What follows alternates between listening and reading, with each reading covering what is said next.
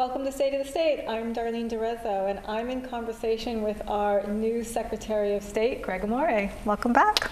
Thank you for having me back, Darlene. Appreciate it. Thank you so much for coming back, and thank you for such a cordial interview with your opponent, Pat Cortellessa. Yeah, it was. It's so nice to see politicians in different parties get along, have conversations, and I think that the two of you seem to agree about a lot, actually. We did, and where we disagreed, we weren't disagreeable.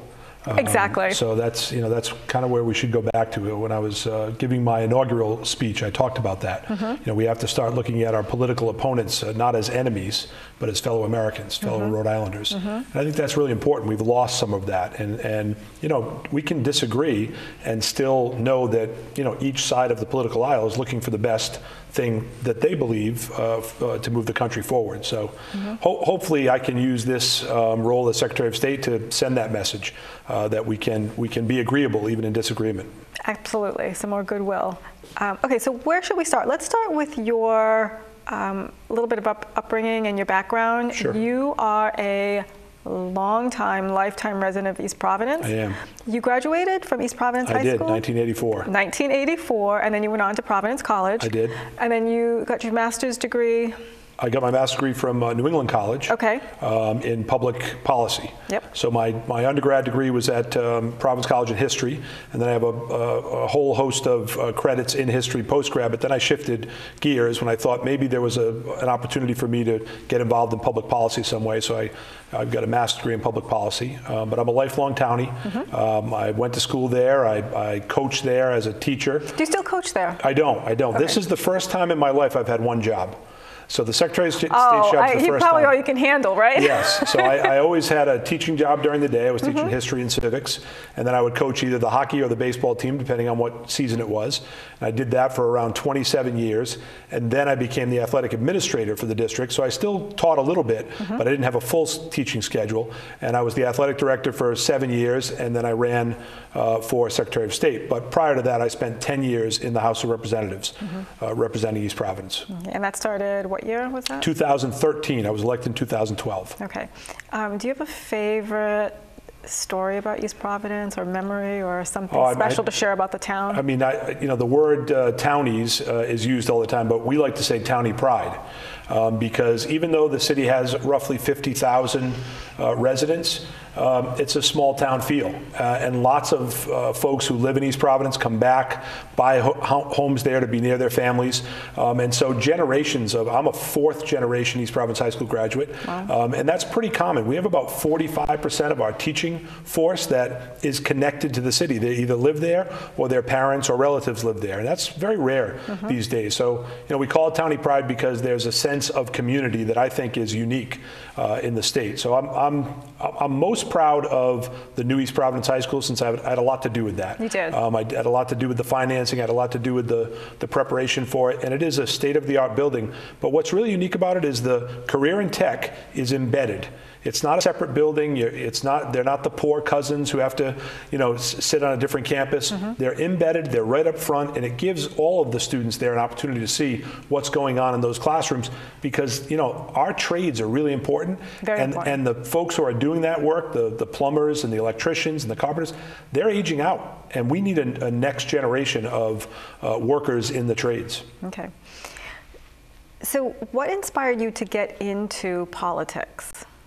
So I'd always been interested in politics because I was a civics and history teacher. Mm-hmm. So I knew that the way policy could happen is both through the vote and then through folks who were committed to public service in some way, shape, or form.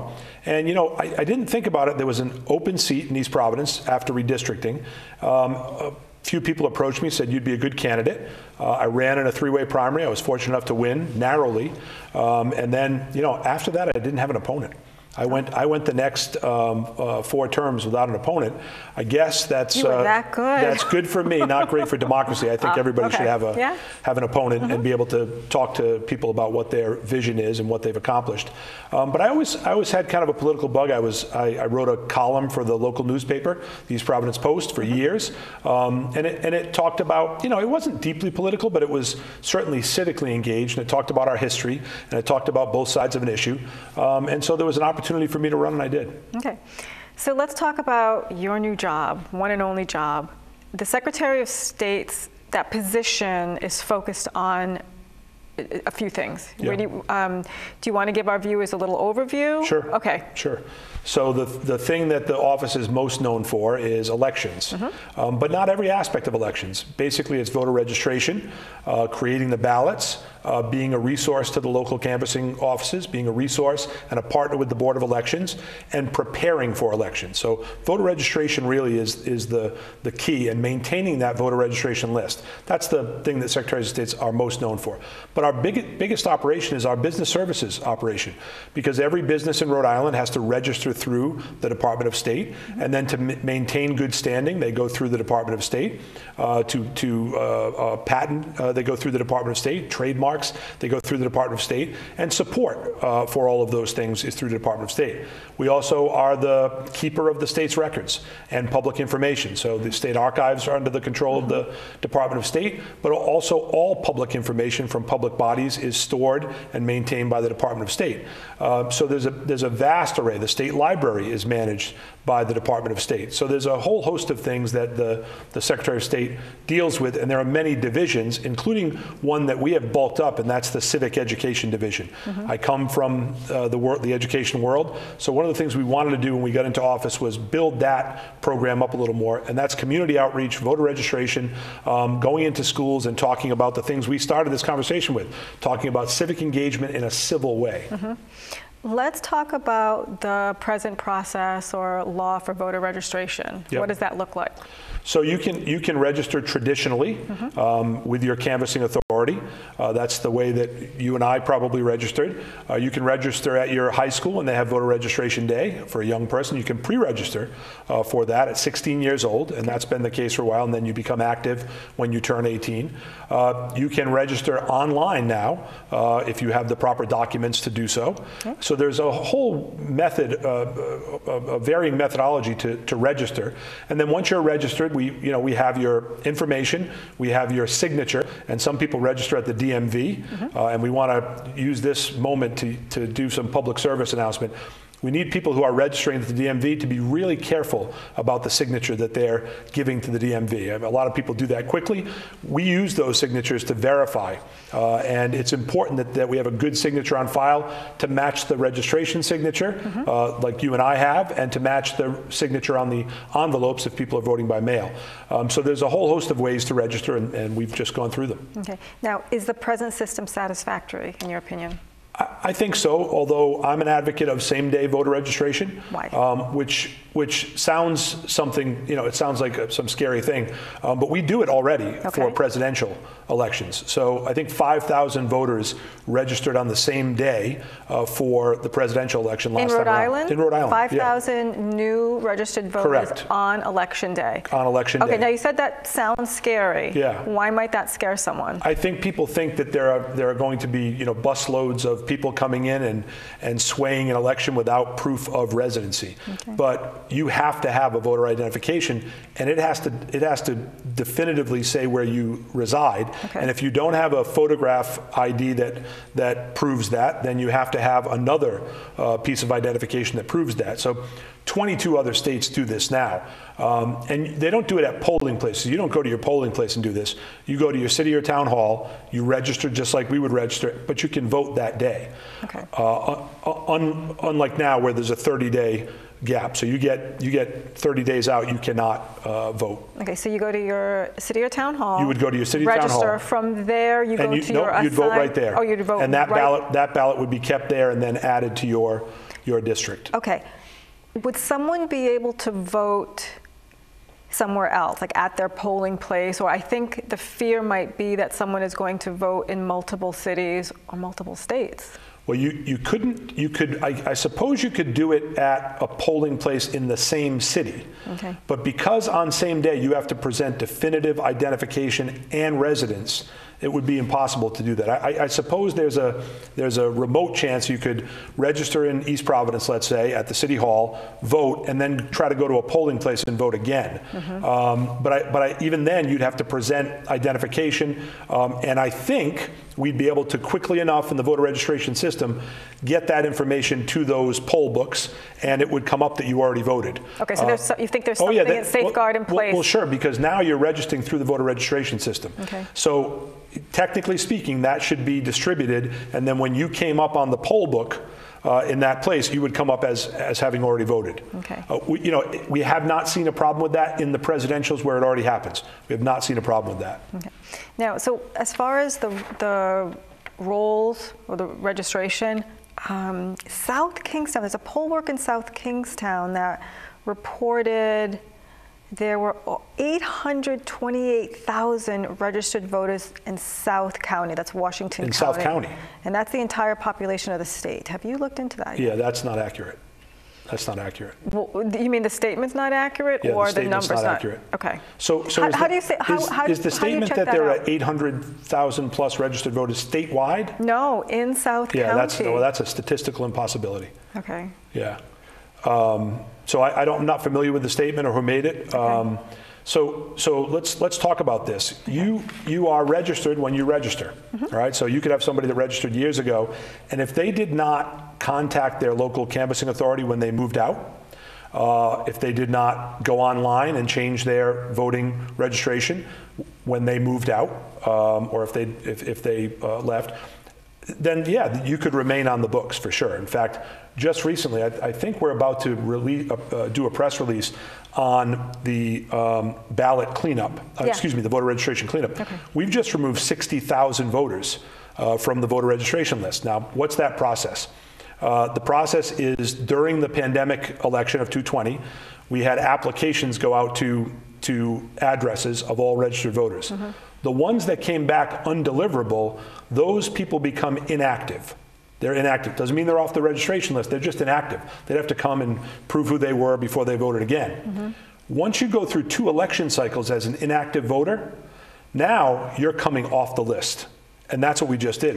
So that means you're no longer registered. Correct. Okay. We just pulled 60,000 people off that list based on that process. That's a big number, and I think it should build some confidence in the system, because I heard a lot of people say, people make a mistake and they say, I got a ballot sent to my home. They didn't. They got the application sent to their home. And then from that process during 2020, we were able to figure out how many of those were undeliverable. People weren't living there.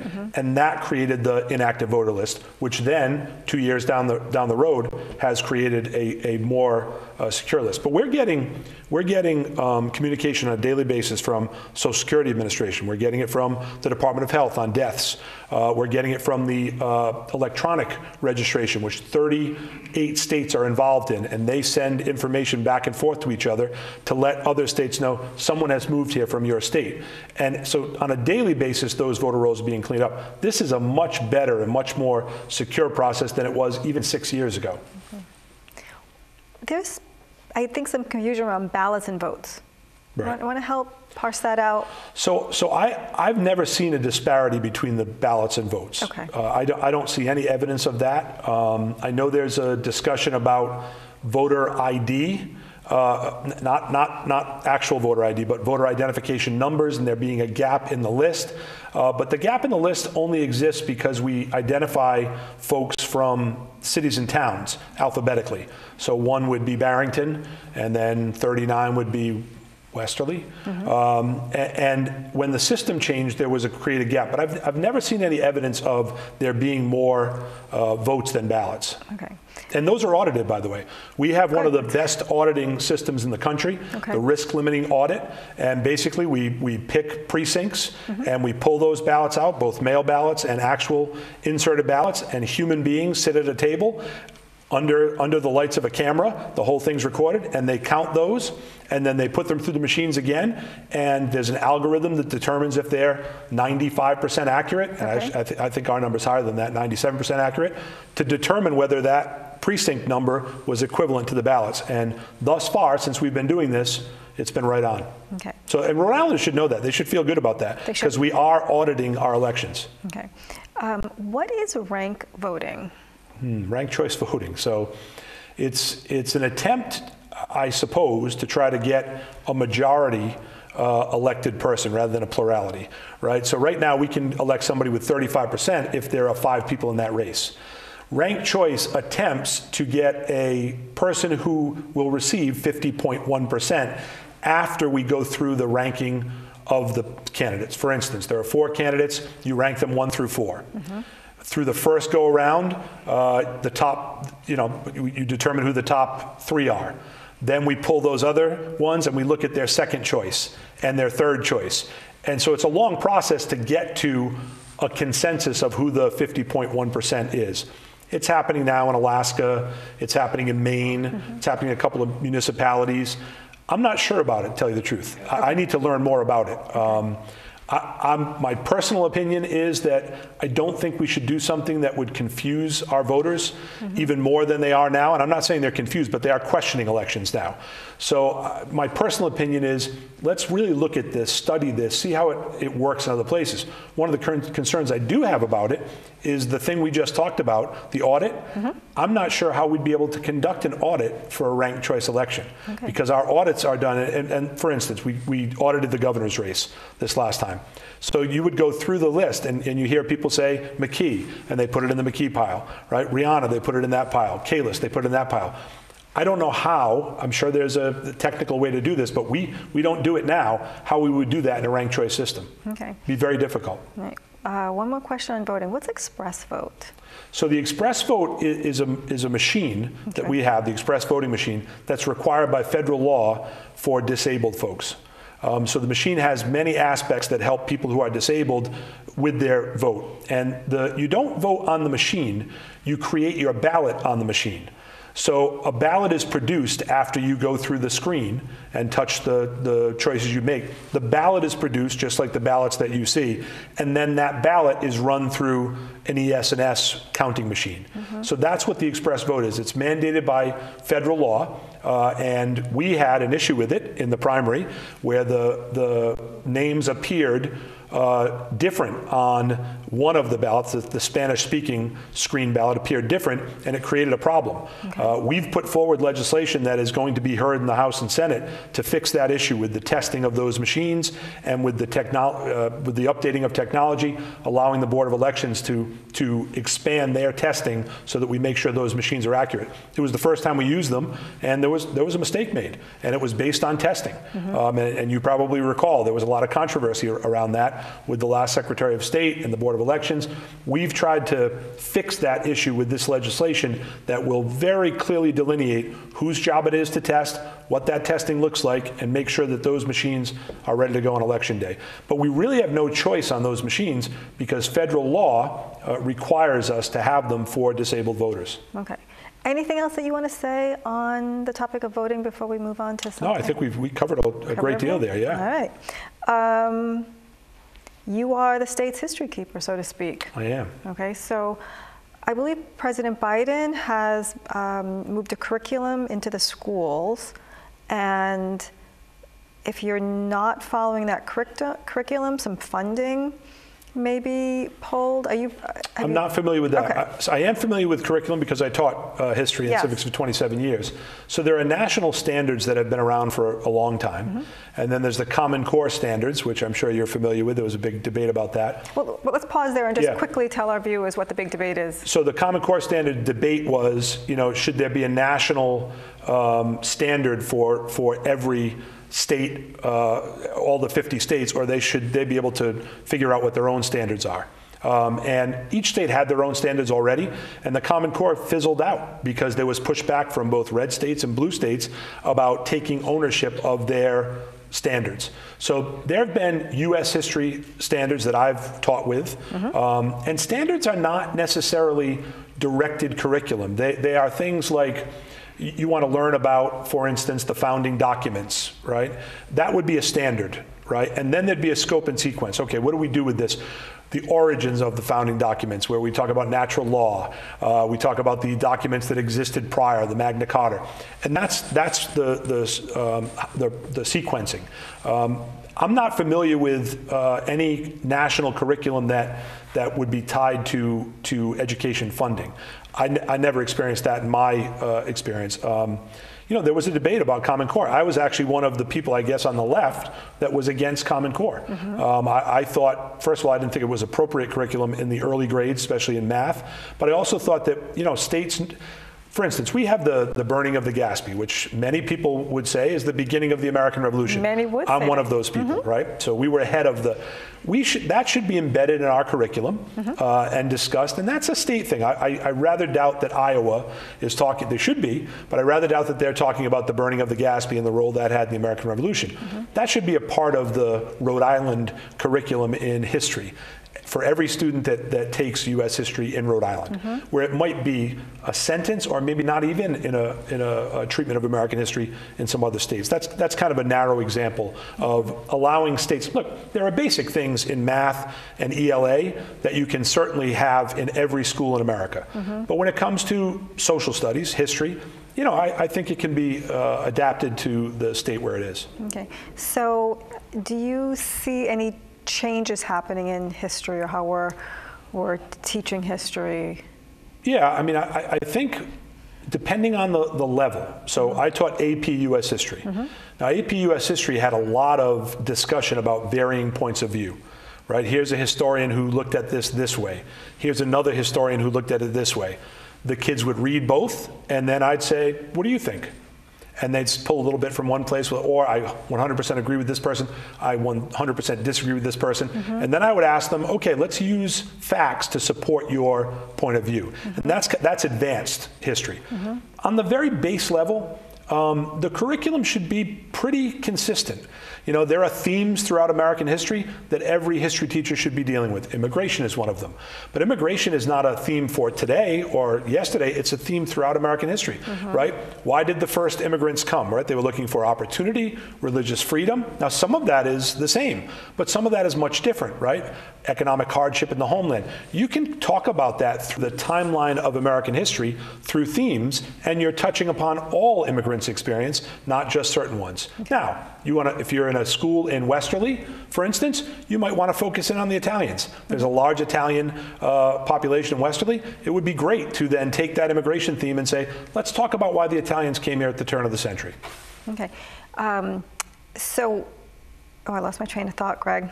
You were thinking about the Italians at the turn of the century. I'm Italian. I'm like, there are Italians in Westerly? Yeah, well, the bricklayers, right? That was that's true. Yeah. But that was when my family came, turn of the century. I'd love for a teacher to tell me about my Italian heritage in that classroom in relationship to immigration. Yeah, so you feel very strongly about protecting Rhode Island's history and our historical documents. Yes. And if someone finds something offensive, how would you approach that? Well, there are statues being taken down across the country, right? Sure. So I used to tell my classes, the Constitution does not protect hurt feelings.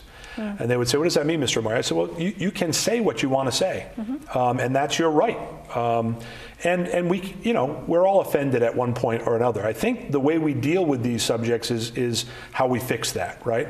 So some of the statues were created in the 1930s, kind of in a Jim Crow era. They were not honoring Confederate soldiers from the Civil War, because then they would have been erected in 1868. They wouldn't have been erected in 1930 during the Jim Crow. And I understand why a black citizen in Mississippi would not want to go into a city hall and try to register to vote with a statue of Robert E. Lee. But I also think that we need to learn about Robert E. Lee, and there's a fine line where we can have history associated with those monuments, statues, whatever might exist already, and then have a conversation about the history, right? So that people know, okay, well, what was the Civil War about, and what was Robert E. Lee's role in it? And he was a West Point graduate. Is he a traitor? Should he have been executed because he took an oath to the United States of America? That's a good conversation to have. And I think if we remove all of history, we're not going to have those conversations. But I also understand why, if you're you're a person who had your rights taken from you, and your family did, and your great-grandfather was enslaved, why the Confederate battle flag might bother you, right? I understand that. That's an insensitivity to someone's history. We should talk about the Confederate battle flag, right? And we can talk about all battle flags because they were used at a time when they were used to move troops, right? The flag movement moved troops because there was not communication on the ground like we have today. There were no walkie-talkies, there was no satellite. So flags were used definitively to move troops and for strategies. But we can talk about that. But to display that flag today, I'd be insulted too if I were a black American who knows the history. So do you want to talk a little bit about your role in business? And Sure. maybe even you touched on immigration, so how that might affect business in Rhode Island. Sure. So we have a really robust business services department, and that has nothing to do with me. I just got in there. We're going to make some changes, and we're working on those changes now. We want to make it really easy for anybody who wants to start a business to have resources available to them in real time. And I can tell you that if you're calling the Business Services Center, you get a call back immediately if we don't take the call right away, and most of those calls are answered within a 3-minute span. If you're emailing business services, you're going to get a response from us in 24 hours at the very latest. We're running programs, and we're going to expand these programs to help startups, give them the lay of the land. They can come in through Zoom, they can come in person to a workshop, and we connect them with folks that will help them. Once a month, we connect people with attorneys who may give them advice on what they should do, free of charge. We have programs for nonprofits. We're going to expand programs for minority and women-owned businesses. And these is just to give people information and point them in the right direction to where they're going. Because we're not economic development, we are business service processing. Now, there's economic development tied into that, because we want as many businesses as we can to start in Rhode Island. I'll tell you what, January was a record-setting month for business registrations in Rhode Island. 1,400, I believe 1,400 new entities registered, right? That's a good sign. Now, clearly, not all of those entities are going to survive. They may never even produce any income. But the fact that this many people in Rhode Island are saying, hey, I think I can make it here in Rhode Island is a good sign. What we do is we connect them with help on the outside. Small Business Association, Rhode Island Black Business Association, many of the chambers of commerce. We connect them with the Commerce Department to try to aid them in whatever their business is. Hope in Maine is pretty famous right now for being an incubator for food businesses. If somebody wants to start a food business, we connect them to the people at Hope in Maine who've done it. And we say, take some advice here, learn from them, and this will help you do what you need to do for your business. So we're doing that, we're evolving that as we go along, and I would like to expand those programs. And we do one with the building trades as well. We've done it with the Rhode Island Builders Association. We want to expand those programs so that everybody can find their niche. We are down to less than 3 minutes. So let's talk about the archives, because that's something. Yeah? Okay. All right. But if you've got another question, go ahead. No, let's talk about the archives. I do have so many other questions. Will you come back? Come back. I will. We lease the archive space. Okay. We're the only state, in my knowledge, that leases space for our greatest documents, our most important historical documents. And we have 10 letters from George Washington at our archives. Wow. We've got the renunciation of the crown, right? Us being first. We have all that there, but it's not displayed because the space is small. It's not safe to display those. And it's because we're leasing space instead of owning our own space. I have been promoting building a state archives right across from the State House or in that vicinity that will house our most important historical documents and also serve as a museum for Rhode Islanders and then for people around the country who will come and visit us and learn about Rhode Island. I think it's a time long past that we have our own self-supporting archives and history museum that celebrates Rhode Island's history in all aspects, the warts and all. There's no building in Rhode Island that we can move into? You know, the difficulty with transforming an existing building is archives have to have specific fire suppression, specific vaulting.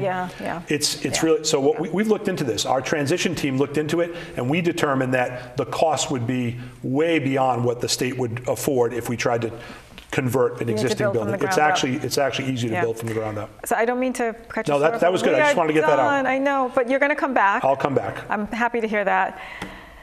We're up. There I am. You're watching State of the State. I'm Darlene DeRezzo. Please find us on social media. We have a new Instagram account that's @StateOfTheStateRI. Thanks for watching.